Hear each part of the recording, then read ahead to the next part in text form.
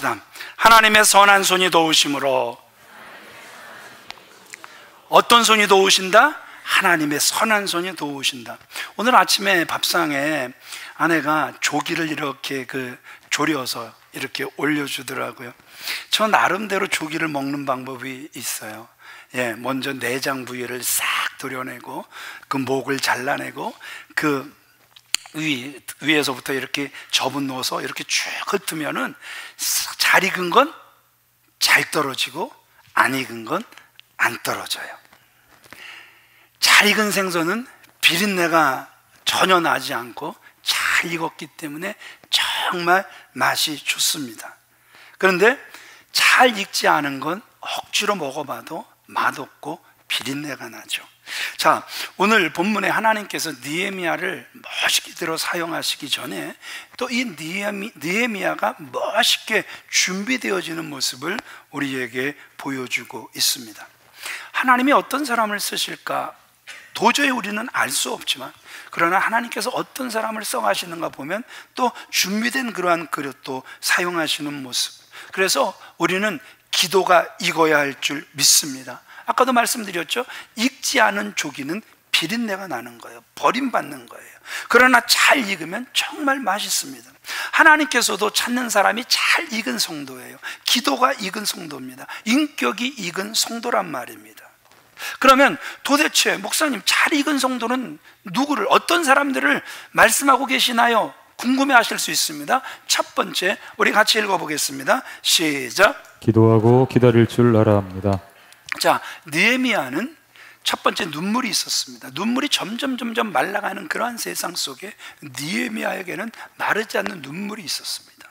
더 나아가서 눈물로 그치지 않고 금식하며 기도하는 모습을 우리에게 보여주고 있죠. 3주째 말씀드리고 있습니다. 그리고 내가 이 정도 눈물과 금식과 기도했으면 왕 앞에 쌩 바로 나가야지, 이렇게 하지 않고 차분히 또 준비하는 모습을 우리에게 보여주고 있죠. 자, 1절에 느헤미야가 왕을 찾아간 때를 기록합니다. 아닥사스다 왕 20년 니산월이다, 이렇게 기록을 해요. 또 하나니에게 또 슬픈, 동족들이 고통당하고 있다라는 슬픈 소식을 들었을 때가 1장 1절에 보면 기슬루월이다, 이렇게 이야기를 해요. 기슬루월은 언제냐 하면 지난해 초가을입니다. 그리고 니산월은 정월달입니다.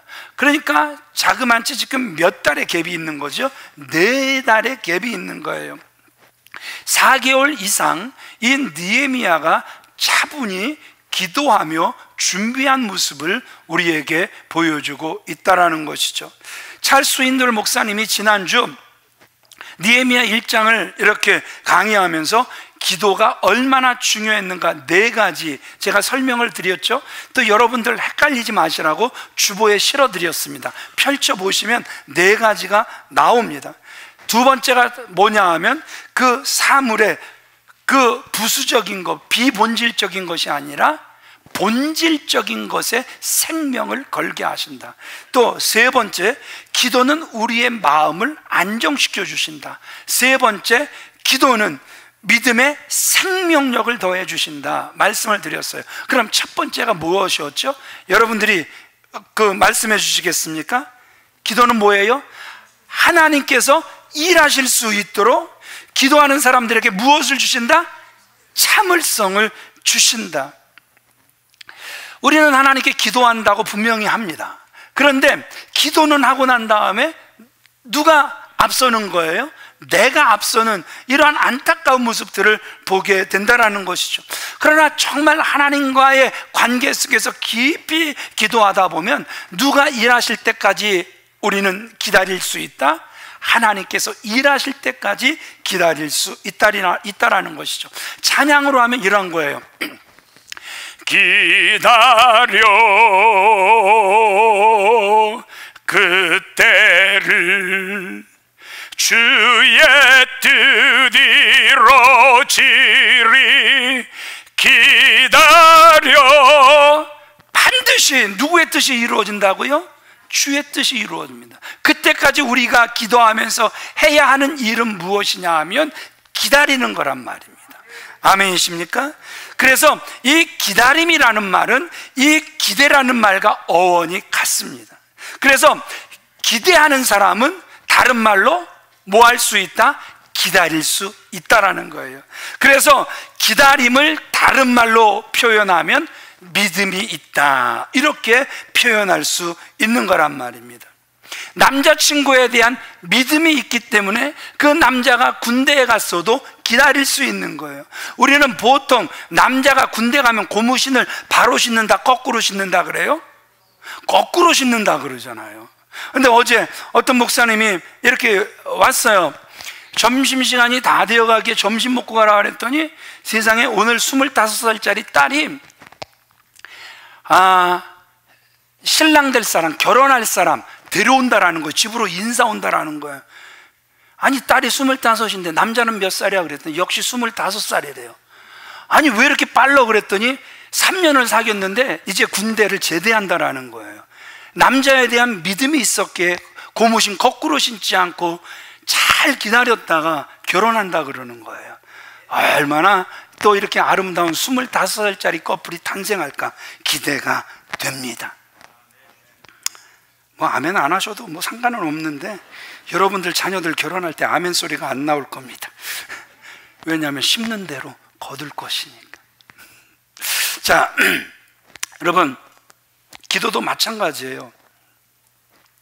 말씀이 우리 속에 믿음이 있으면 언제까지 기다린다? 하나님이 응답하실 때까지 기다릴 수 있는 거예요.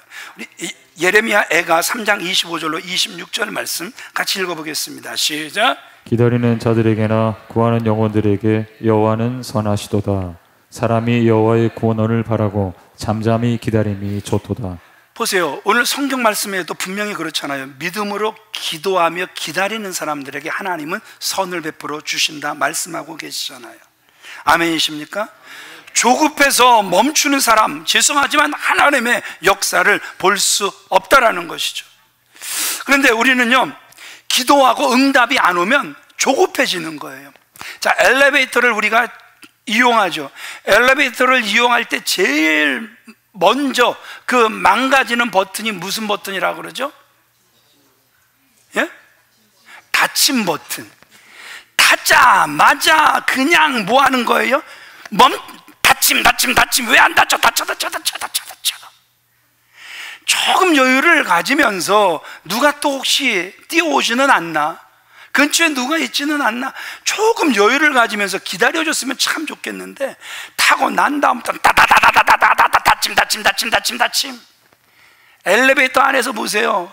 자기 원하는 층에 딱 쓰면 알아서 열릴 텐데 세상에 열림 다다다다다. 여러분, 제가요 제 방 안에 있을 때에도 때로는 화장실에 있을 수도 있어요. 저는 화장실 가면 안 돼요? 네, 저는 때로 화장실에 있을 수도 있어요. 그리고 너무 또 더울 때는 이렇게 또 방 안에 있으니까 아주 반바지 차림으로 있을 수도 있어요. 그런데 누가 오면 순간 화장실에도 화장실 딱 볼일을 끊고 이렇게 나오는 그 순간에도 한 3초 지나면 띵동 또 한 3, 4초 지나면 띵동 그래 부지런히 이 옷을 입고 나와서 보면 없어. 가버린 거. 급하다, 되게 급하다? 예, 너무 급한 분들을 많이 보게 된단 말입니다. 여러분, 우리가 이런 찬양을 하죠. 문 두드리면 열릴 것이요. 자, 그런데 문을 두드리고 또 여는 것도 누가 열려고 하는 거예요? 내가 열려고 하는 거예요. 누가 열어주셔야 하는데? 열린 문의 복은 하나님이 주셔야 하는데 그것마저도 내가 열려고 하는 아주 조급한 그러한 성격의 소유자들을 보게 된다는 것이죠. 오늘 다시 한번 느헤미야를 통하여 잘 기다릴 줄 아는 분들이 되어지시길 주님의 이름으로 축원을 드립니다. 두 번째 같이 읽어보겠습니다. 시작. 철저하게 준비합니다. 2010년 그 밴쿠버 동계올림픽에서 그 쇼트트랙 1500m 경기에서 한국의 그 이정수 선수가 1등으로 들어온 거예요. 그러면 금메달을 딴 거잖아요. 그런데 그 미국의 오노 선수가 그 성조기를 들고 그 트랙을 돌고 있는 거예요. Oh no! Oh no! 너 아니야! Oh no! Oh no! 그래도 마치 자기가 금메달을 딴 것처럼 계속 트랙을 돌고 있는 거예요. 아니 도대체 이종수 선수는 뭐 하는 건가 봤더니 웃긴 일이 벌어졌습니다. 대한민국 빙상협회나 밴쿠버 한인회에서 금메달을 기대를 했으면서도 태극기를 준비를 안 했던 거예요. 철저한 준비가 없었던 거죠. 정말 금메달을 바라면 혹시나 기대는 안 했더라도 그래도 금메달이 나올 수 있기에 무엇은 준비해야 하는 거예요? 태극기 휘날리며 돌 수 있도록 준비를 했어야 하는데 준비가 너무나도 아쉽지만 부족했다라는 것이죠. 우리가 주위에 보면 기도하면서 하나님께서 다 알아서 해주시겠지 하면서 아무것도 하지 않는 그러한 사람들이 있단 말입니다. 언뜻 보면 믿음이 되게 좋아 보이지만 사실은 잘못된 신비주의적 신앙이란 말입니다. 반대로 내 인생 내가 알아서 한다면서 자신의 힘만을 의지하는 이성주의적 신앙도 죄송하지만 잘못된 신앙이란 말입니다. 기도하면서 하나님께서 이루어 주실 그 소망을 가지고 계획을 짜고 준비하는 그러한 사람이 진정한 믿음의 사람입니다. 아멘이십니까? 여러분들이 다 아시는 것처럼 원로 목사님이 이제 이 성전 뼈대 다 세우시고 속이 안 좋으셔서 이제 병원에 갔더니 큰 병원으로 가라고 해서 서울대병원으로 그날 저녁으로 이제 가셨죠. 그리고 입원하셔서 검사하니까 결과가 위암이셨어요. 아시아의 최고권위자 김진복 교수가 수술을 집도했고 수술을 끝낸 후에 죄송하지만 3개월밖에 못 사십니다. 이렇게 말을 해줬어요. 근데 저희 어머니나 아버지는요, 세상에 그 말씀을 들었다고 포기하지 않는 것이 아니라 어머님은 눈물과 금식과 기도로 하나님 앞에 나아가는 거예요. 거기서 멈추지 않고 그 암 환자에게 줬다는 그 살아있는 꿈틀대는 군뱅이, 우리는 징그러워서 잡기도 쉽지 않은 그 군뱅이 다 그 후라이팬에 볶아서 가루내서 드리고 진에 볶아서 드리고 거기다가 뭐 송아지 그 엄마 뱃속에서 그냥 사산된 거 그거 끄집어내서 다 끓여 먹이고. 왜 이렇게 최선을 다하세요? 그랬더니 하나님께 분명히 맡겼고 하나님께 맡겼기에 나는 나대로의 최선을 다하는 것이야. 하나님께서 그 몸부림을 보시고 어머니의 기도 속에 30년 생명을 연장을 시켜주셨어요. 원로 목사님도 이 단에서 기도하시면서 이제 죽음의 반열에 서셨잖아요. 그러면서 내가 하나님 앞에 섰는데 내가 하나님 앞에 내놓을 것이 무엇이 있을까, 내놓을 것이 무엇이 있을까 거룩한 근심만 하며 서 계시는데 천사가 이번이 3번째 너의 생명을 연장해 주는 것이다. 그래갖고요 그 뒤로는 뭐 3년 전혀 생각지도 않으셨고 33년 의사가 말한 3년에 11배를 사시다가 하나님 편에 하나님 품에 안기신 줄 믿습니다. 그래요. 오늘 보세요. 느헤미야가 4개월 동안 기도하면서 하나님이 알아서 해 주시겠지 이러한 마음으로 아무 일도 하지 않은 채 기다리지 않습니다. 준비하며 철저하게 준비하며 계속해서 기도하는 그가 가운데 그러면서 어느 날 그가 술잔을 가지고 왕 앞에 나아갔습니다. 그런데 평상시와는 달리 그 얼굴에 근심빛이 돌고 있습니다. 그러자 왕이 묻죠. 2절 같이 읽어보겠습니다. 시작. 내가 병이 없거늘 어찌하여 얼굴에 수심이 있느냐? 이는 필연 내 마음에 근심이 있음이로다. 당시 신하는 왕 앞에서 표정 관리 잘해야 돼요. 되게 잘해야 돼요. 엄청 잘해야 된단 말입니다. 특히 왕의 목숨을 보호하는 이 술관원은 얼굴 관리, 표정 관리 정말 잘해야 된단 말입니다. 안 그러면 심각한 문제가 될 수 있음을 우리는 너무나도 잘 알고 있단 말입니다. 그때 느헤미야가 왕에게 이렇게 대답을 합니다. 3절 같이 읽어봅니다. 시작. 왕은 만세수를 하옵소서. 내 조상들의 묘실 있는 성읍이 이제까지 황폐하고 성문이 불탔사오니 내가 어찌 얼굴에 수심이 없사오리까. 예, 구체적으로 왜 자기가 근심하고 있는지 그 이유를 말하는 거예요. 그러니까 왕이 다시 묻습니다. 4절 같이 읽습니다. 시작. 그러면 내가 무엇을 원하느냐? 예, 도대체 내가 무엇을 원하느냐? 그러면 왕이 지금 무엇을 원하느냐고 묻는 거예요.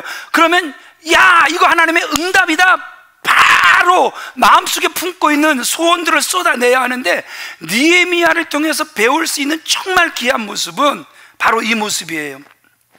4절 같이 읽어보겠습니다. 시작. 내가 곧 하늘의 하나님께 묵도하고. 기도하기 전에 또 대답하기 전에 하나님께 기도하는 것을 잊지 않는, 혹시라도 내 말 나오지 않고 내 생각 나오지 않고 끝까지 하나님의 도우심을 받도록 그 순간에도 하나님께 기도하는 모습을 우리에게 보여주고 있잖아요. 제가 그 통일부 장관을 지내셨던 그 김하중 장로님하고 한 2번 이상 이렇게 만나서 대화를 하면서 정말 감동이 됐던 게 그런 거예요. 김대중 대통령이 무엇을 물으면 거기에 대한 대답을 하기 전에 먼저 기도를 하는 거예요. 하나님 지혜를 주셔서 지혜롭게 대답하게 해주세요. 그러니까 아야 김대중 대통령이 질문을 이렇게 던져놓고 기도하고 오세요. 왜냐하면 기도 없이 대답을 안 하니까.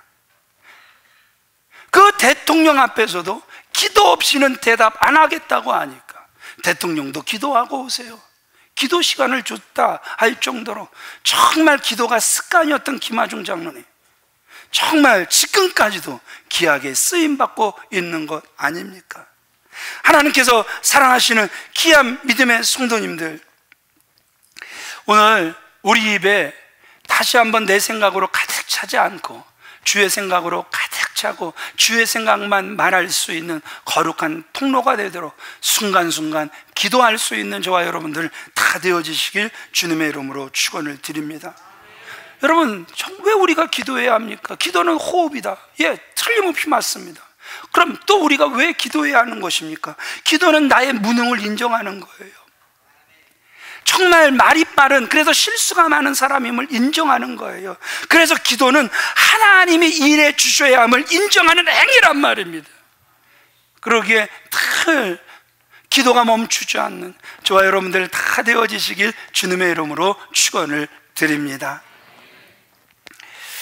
그는 아마도 기도하면서 2가지를 기도했을 거예요. 하나는 왕에게 지혜롭게 말할 수 있도록 주여 도와달라고. 찬양으로 하면 이런 걸 거예요. 성령이여 우리 기도 드릴 때 우리 곁에 계셔 일러주소서. 그럼 너무 감동이잖아요. 성령이여 기도합니다. 성령이여 저와 함께 계셔서 무엇을 말하려고 할 때도 성령의 뜻대로 말할 수 있도록 도와주옵소서. 정말 경건한 기도의 모습, 주님이 원하시는 모습 아니겠습니까?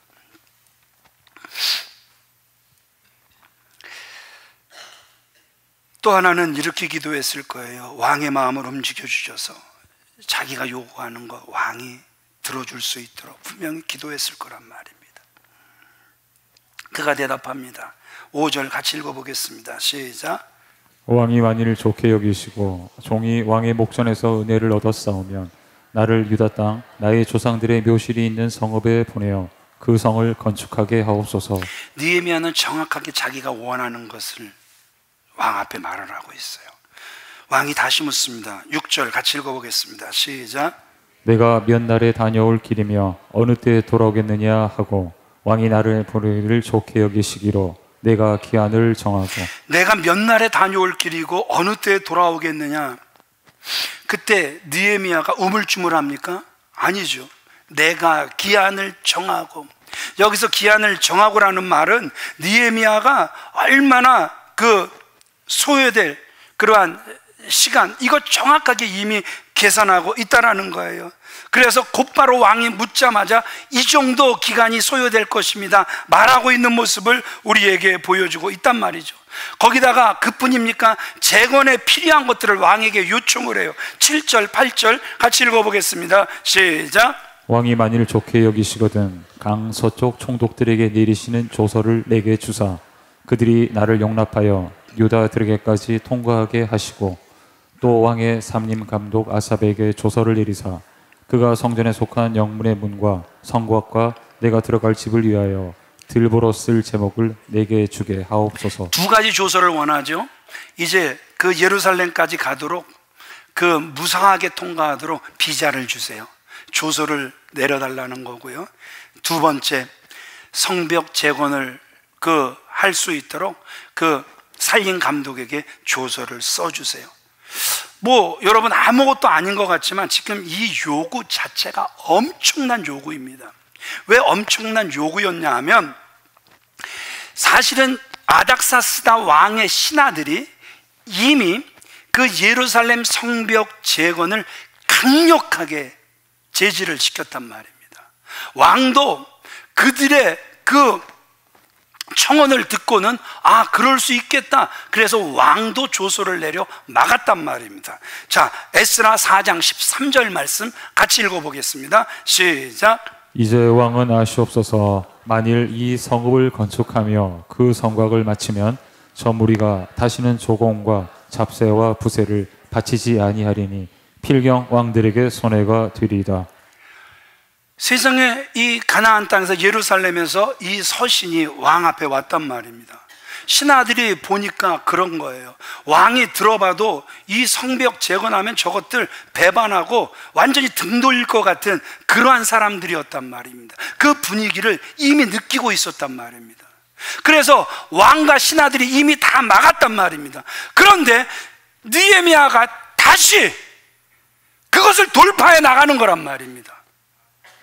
왕이 강력하게 노를 할 수 있는 상황이고 왕이 노를 안 해도 신하들이 이미 다 알고 있는 상황이기 때문에 왕이요, 이 일은 절대 아니 되옵니다. 아주 쌍수를 들고 방해하고 싶은 일이 바로 이 일일 수 있었단 말입니다. 그래서 여러분들 느헤미야 1장 11절 우리 다시 읽어볼까요? 시작. 오늘 종이 형통하여 이 사람들 앞에서 은혜를 잊게 하옵소서. 오늘 종이 형통하여 이 사람들 앞에서 은혜를 잊게 해달라. 은혜가 필요했던 거예요. 은혜 아니면 이 일이 불가능한 상태가 이미 돼버리는 거란 말입니다. 그래서 5절에서도 또 뭘 요청하고 있습니까? 시작. 종이 왕의 목전에서 은혜를 얻어 싸우면. 지금 무엇을 계속 구하고 있는 거예요? 은혜만 구하고 있는 거란 말입니다. 하나님과 왕과 신하들 앞에서 은혜 있기를 원했던 거란 말입니다. 찬양으로 하면 이런 거예요. 주 예수님 내 맘에 오사 날 붙들어 주시고 그 은혜로 내 맘에 채워 늘 충만케 하소서. 여러분, 우리가 오늘 하루를 살아가는 동안에도 필요한 건 하나님의 은혜인 줄 믿습니다. 수도 없이 많은 사람들과의 관계 속에서도, 그래서 회사의 사장님과 회장님과의 관계 속에서도, 그리고 상사들과 후배들과의 관계 속에서도 저와 여러분들에게 필요한 것은 하나님의 은혜인 줄 믿습니다. 그래서 느헤미야가 무엇만 구하고 있다? 은혜만 구하고 있는 모습을 우리에게 보여주고 있다는 것이죠. 여기서 우리가 무엇을 알 수 있는 것입니까? 세상적으로는 이미 불가능했지만 하나님의 도우심을 바라며 느헤미야가 4개월 동안 기도하면서 어떻게 해야 무너진 예루살렘 성벽 재건할 수 있을까? 자재는 어떤 것들이 필요할까? 공사를 위해서 어떤 사람들이 얼마나 필요할까? 기간은 얼마나 걸릴까? 아주 철저하게 준비하는 모습을 우리에게 보여주고 있다는 것이죠. 오늘 이 본문을 통하여 저와 여러분들도 기도하며 철저하게 준비하는 이 느헤미야를 배울 수 있는 저와 여러분들이 다 되어지시길 주님의 이름으로 축원을 드립니다. 사실인지 아닌지 모르겠는데 어떤 목사님이 그 설교로 계속해서 고민하는 목사님들에게 뭐 그놈의 설교 때문에 그렇게 어려워해, 나는 설교 준비 집에서 운전하고 오면서 교회 가는 동안 설교 준비 다 해. 그랬더니 그 소리를 장로님들이 딱 들으시고는요, 당회장을 빼놓고 장로님들이 이렇게 모여서 안 되겠어, 우리 목사님 사택을 좀 더 멀리 이사 보내자. 왜 멀리 이사 보내는 거예요? 본인은 자기가 그 짧은 시간에 충분하게 준비하는 것 같지만, 그래서 뭐 은혜 끼치고 있다 착각하는지 모르지만 부족했거든요. 그러니까 우리 목사님 생각이 저러시다면 저 목사님 성격 우리가 어떻게 꺾어? 집만 멀리 이사 보내서 설교 준비하는 시간을 늘리자, 이렇게 결의를 해버린 거예요. 여러분, 목사가 믿습니다 기도만 한다고 설교 잘하는 거 절대 아니죠. 기도도 하고 성경도 읽고 자료도 계속해서 수집을 해야 되는 것이죠. 결혼도 그런 거예요. 기도만 해서 되는 게 아니죠. 결혼식은 어디서, 주례는 누구가, 청첩장은, 신혼살림은, 경비는, 경비 그러니까 제가요 찔림이 참 많습니다. 제가 결혼을 한 번밖에 못 해봐서 그런지 그 아내하고 이렇게 결혼을 이렇게 했잖아요. 그런데 결혼식이 딱 끝나고 이제 아버지가 부르셨어요. 세상에 10,000원을 주시면서도 손을 떠시는 분이 100,000원을 주신 거예요. 감당 못할 거액을 주신 거예요. 도대체 이 돈으로 어떻게 하지, 그러니까 어찌 쓸 바도 모르고 그냥 그 돈을요 갔다 와서 선교하는 데 쓰자 그러고 그냥 다 저금해 버렸어요. 그리고 신혼여행을 갔더니 세상에 이게 웬일입니까? 예? 거기에 뭐가 있어요? 선택관광이 있네. 그러니 선택관광은 하나도 못해요. 하나도 못해요. 하나도 못했네. 선택관광을 못하니까 우리는 호텔에 그 다음날 남아있으래요. 호텔에 남아있는데 세상에 점심 먹을 돈도 없네.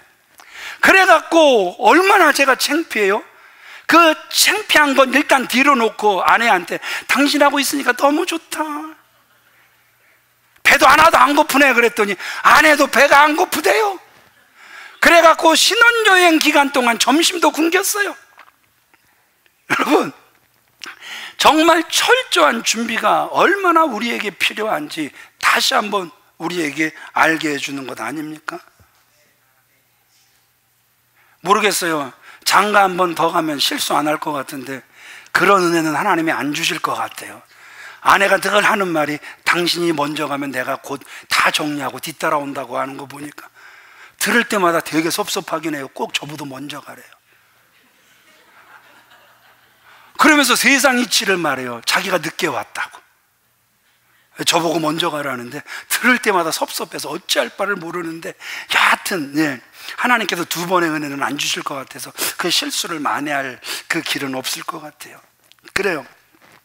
공부도요, 기도만 해서는 안 되는 거예요. 기도하지 않은 채 공부만 해서도 안 되는 거예요. 공부 잘 하려면 하나님 지혜를 주세요. 기도하면서 본인도 열심히 공부를 해야 되는 거란 말입니다. 여러분들께 하나님께서 주신 꿈이 있습니까? 이루고 싶은 목표, 달려가야 할 비전이 있으십니까? 기도하시며 달려가시기를 바랍니다. 준비하시며 달려가시길 주님의 이름으로 축원을 드립니다. 3번째 같이 읽겠습니다. 시작. 기회를 놓치지 않습니다. 6절 같이 읽습니다. 시작. 그때 왕후도 왕 곁에 앉아 있었더라. 그때의 왕후도 왕의 곁에 앉아 있었더라. 이 부분이 굉장히 중요한 거예요. 왜냐하면 이 바사 제국에서는 왕비가 공식 석상에는 거의 참석하지 않았다, 이렇게 이야기를 해요. 그런데 느헤미야가 왕에게 갔을 때 왕과 왕비가 같이 있는 거예요. 그러니까 공식 석상이 아닌 그러한 사적인 자리였던 것 같아요. 느헤미야가 기도하며 준비하고 있다가 왕과 왕비가 굉장히 화기애애하단 말입니다. 그 분위기를 놓치지를 않는 거예요. 그리고 고국의 참당한 상황을 다시 왕께 아뢰는 겁니다. 느헤미야는 왕에게 유다를 다녀오도록 허락을 받습니다. 성벽 재건에 필요한 재료도 다 제공을 받습니다. 9절에 보니까 세상에 그 아닥사스다 왕의 군대 장관을 붙여주는 거예요. 마병까지라도 붙여주는 거예요.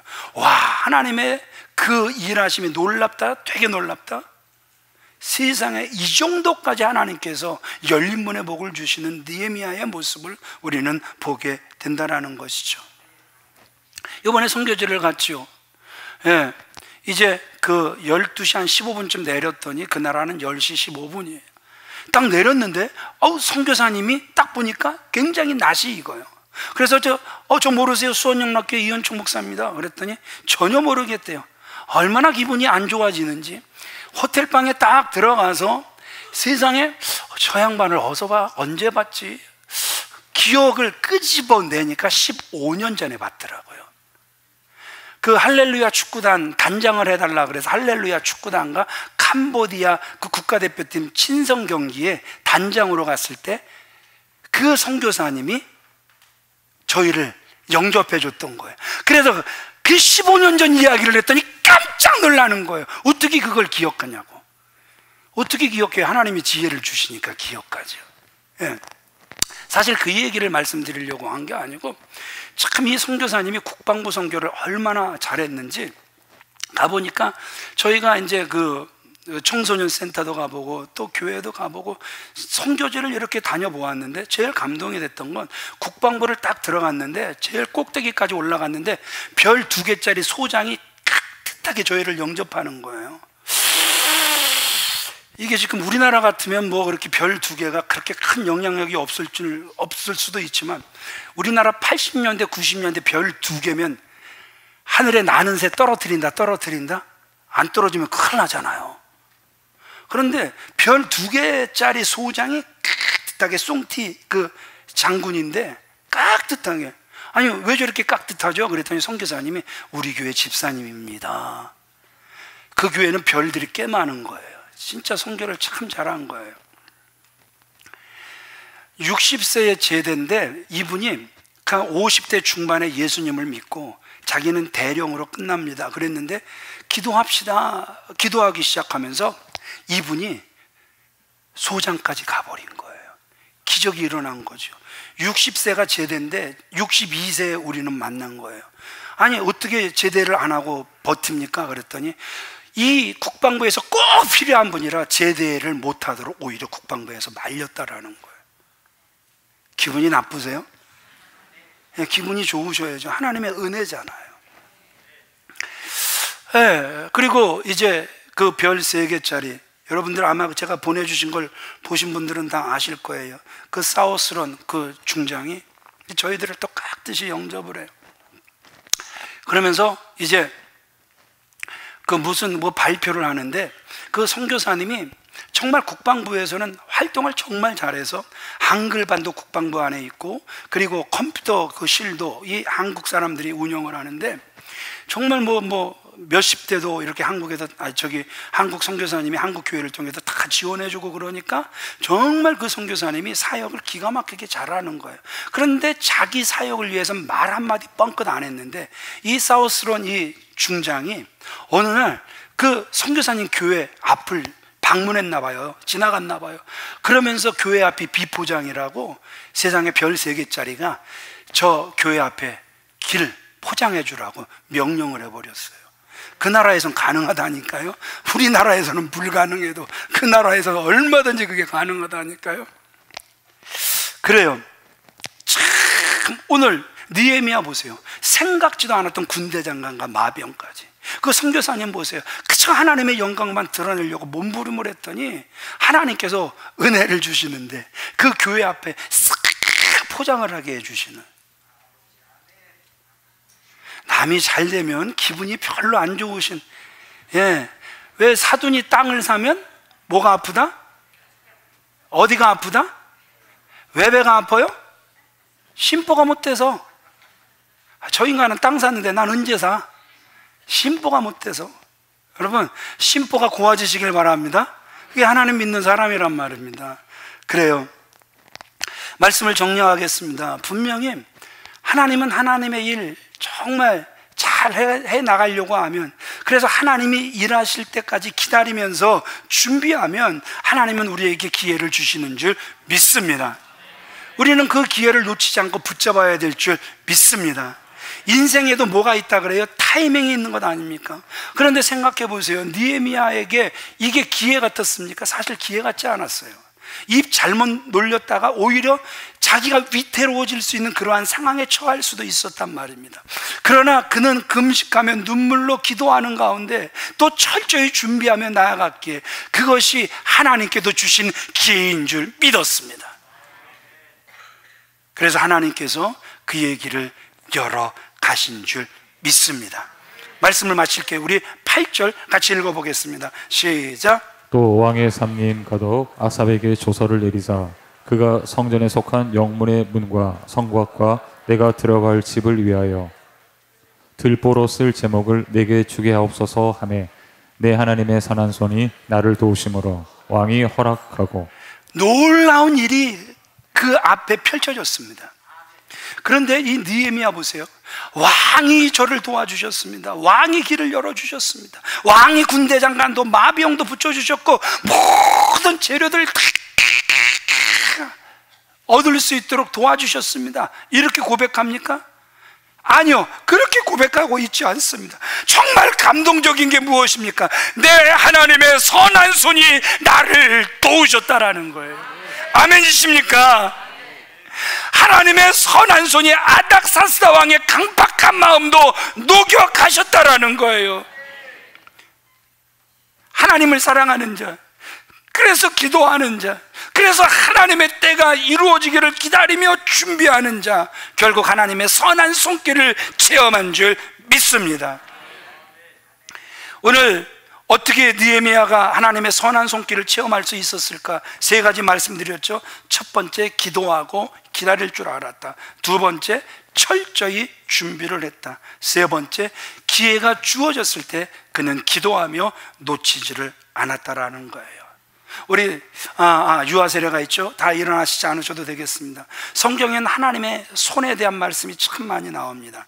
우리 출애굽기 3장 19절로 20절 읽어보겠습니다. 시작. 내가 너니 강한 손으로 치기 전에는 애굽 왕이 너희가 가도록 허락하지 아니하다가 내가 내 손을 들어 애굽 중에 여러 가지 이적으로 그 나라를 친 후에야 그가 너희를 보내리라. 사도행전 11장 21절도 같이 읽어보겠습니다. 시작. 주의 손이 그들과 함께 하시며 수많은 사람이 믿고 주께 돌아오더라. 전도하는 교회에서 반드시 이 말씀을 꼭 붙잡으셔야 합니다. 전도할 때에도 수많은 사람이 믿고 주께 돌아오더라 이것만 붙잡는 게 아니라 주의 손이 그들과 함께 하시며 수많은 사람이 주님께로 돌아오는 거예요. 전도할 때에도 주님의 손이 함께 해주셔야 되는 거예요. 여기서도 보잖아요. 그 강팍한 바로 왕, 여기서도 여러분들이 읽으셨던 것처럼 내가 손을 들어 애굽 중에 여러 가지 이적으로 그 나라를 친 후에야 그가 너희를 보낼 것이다. 여호와의 손이 움직여지셔야만 바로도 무너져 내릴 것이고 그 가나안 족속, 그 이스라엘 백성들은 애굽을 나와 가나안 땅으로 돌아올 수 있게 된다라는 거예요. 뭐가 움직여져야 됩니까? 하나님의 손이 움직여져야 합니다. 여호와 시편 118편 말씀 보면 의인의 장막에 기쁨의 소리, 구원의 소리가 있으며 도대체 왜 기쁨의 소리, 구원의 소리가 있는가 보니까 여호와의 손이 높이 들렸으며 그 여호와의 높이 들린 손이 권능을 베푸심이라. 여러분들의 가정에도 여호와의 권능의 손이 높이 들려지기를 바랍니다. 그리고 명하셔서 권능을 베풀어 주셔서 기쁨의 소리, 구원의 소리들이 계속해서 들려주시는 저와 여러분들 다 되어지시길 주님의 이름으로 축원을 드립니다.